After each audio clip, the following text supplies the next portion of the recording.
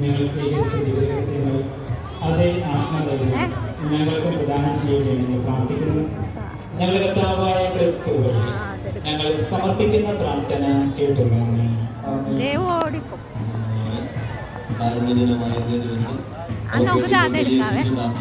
ഏറ്റവും സ്നേഹബഹുമാനപ്പെട്ട ജോസി ലൂയിസ് കുച്ചിക്കാനച്ചനാണ്. തുമ്പോളി സെയിന്റ് തോമസ് ദേവാലയത്തിലെ സഹവികാരിയായി സേവനം ചെയ്യുന്നു. അച്ഛൻ നമ്മുടെ ഇടവകയിലും സഹവികാരിയായി സേവനം ചെയ്തിട്ടുണ്ട്.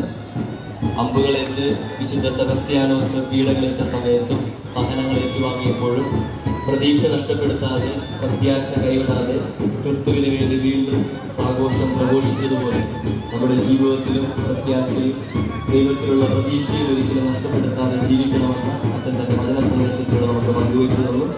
ഇന്നേ ദിവസം ഇവിടെ എത്തിച്ചേർന്ന് നമുക്ക് വേണ്ടി വലിയ